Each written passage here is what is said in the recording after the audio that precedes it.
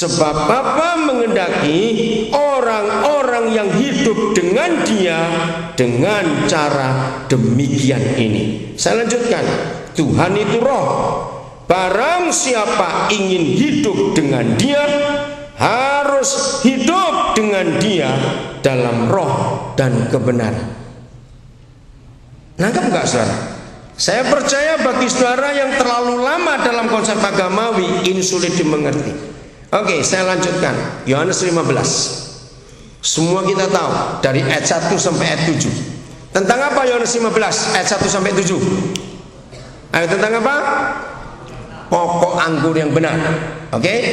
Nah, dengan jelas Tuhan Yesus mengatakan, seperti itulah hidup kita dengan Bapa di surga, seperti dahan-dahan yang nempel kepada pohonnya. Nah, saudara, tidak ada dalam hidup agamawi konsep sejelas itu, nempel terus dengan dahannya. Maka itu begini cara gampangnya. Siapa yang pernah mengalami sesuatu, saudara lagi marah pada seseorang dan saudara pingin pukul orang itu, terus saudara begini, Tuhan izinkan 5 menit saja saya nggak jadi Kristen, saya mau lepas dulu di pohon itu, saya mau tonjok orang itu. Nah, setelah itu saya bertobat, saya nempel lagi. Ngerti ilustrasi ini, saudara? Mungkin nggak kalau kita menggunakan konsep Yohanes 15 bahwa Kristen kita seperti itu? Mungkin tidak. Tidak mungkin. Nah, sekarang saya akan masuk pada ke aktivitas sehari-hari dengan arti menyembah yang adalah hidup dengan Tuhan. Lalu kita gabungkan dengan Mazmur 100 bahwa beribadah itu harus ribut. Lalu kita sampaikan lagi pernyataan Paulus, ibadah itu perlu latihan. Lalu kita menemukan dengan sempat bahwa penyembah itu adalah hidup dengan Tuhan. Maka Yohanes 15 adalah kesimpulannya.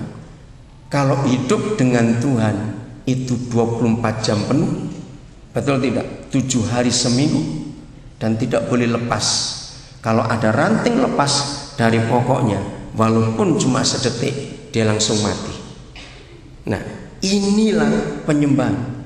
Jadi the true worshippers itu tidak hanya dinilai waktu di gereja, waktu doa puasa, waktu ada kebaktian tidak, tetapi menjadi penyembah yang benar itu harus hidup dengan Bapa kita 24 jam penuh sehari. Nah, dengarkan contoh ini. Saya akan tunjukkan kepada saudara betapa banyaknya aktivitas yang kita buat itu bukan secara benar. Bapa di surga tidak pernah menilai kekristenan kita waktu kita di gereja. Catat ini baik-baik. Bapa kita di surga tidak pernah menilai hidup Kristen kita waktu di gereja. Enggak. Justru di sini kemunafikan itu luar biasa. Yang Bapa nilai dalam hidup Kristen kita adalah sehari-hari, setiap saat dalam hidup kita. Oke, contoh konkret. Percayakah saudara, tidak semua orang makan itu sedang makan? Tidak semua orang mandi itu sedang mandi. Tidak semua orang ke mall itu shopping. Tidak semua orang sedang berak itu berak. Loh, kenapa kok pada kata berak saudara tertawa? Ngerti maksudnya? Siapa pernah sedang makan? Sedang makan enak-enak, tiba-tiba berhenti. Saudara makan dengan teman saudara. Begitu berhenti, teman saudara melihat wajahmu berubah, sangat berubah, marah, lagi makan ini. Terus temanmu tanya, kamu lagi ngapain? Ketika masuk sendok ketiga, aku ingat seseorang yang pernah nipu aku.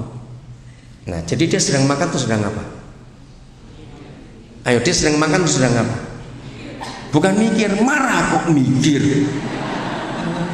Sedang marah itu, bukan cuma mikir. Betul? Orang yang sedang tidur belum tentu tidur. Pasti semua kita pernah ngalamin. Sudah rebah di tempat tidur, sudah rebah. jamnya tidur, sudah pakai pakaian tidur, sudah. Tapi mata nggak bisa merem, pikirannya kemana-mana. Nah, kemana-mana tergantung masing-masing orang. Berarti dia sedang tidur atau sedang apa?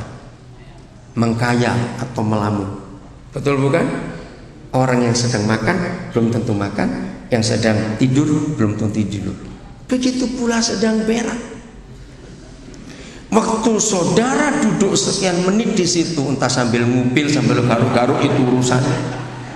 Saudara bisa tahu, kalau anak-anak muda bisa mikir kapan kaya, kapan kawin, sambil duduk di situ. Betul? Nah, yang sudah punya kerjaan, aduh, kredit jatuh tempo besok lagi, itu sambil duduk berak cemplung-cemplung, tapi ini mikirnya kemana-mana. Ayo, berarti orang itu sedang berak atau sedang apa? Ya, nak, pikirannya sedang kemana-mana. Begitu pula orang yang sedang mandi belum tentu mandi, walaupun dia di kamar mandi. Sekarang kita ngerti, penyembahan itu bukan cuma gaya hidup, adalah hidup dengan Papa kita 24 jam penuh sehari. Maka itu perlu latihan. Saudara, ketika tanggal 20 Januari 2008 yang lalu ada peristiwa besar di dunia. Pertama kali Amerika punya presiden kulit hitam. Hari itu Barack Obama dilantik 20 Januari 2008. Nah, ada kisah menarik yang banyak orang tidak tahu. Ya, menariknya bagaimana? Saudara, ternyata pada peristiwa penting itu ada satu orang Jogja, anak Tuhan, namanya Paulus. Nah, saya kenal dengan kakaknya.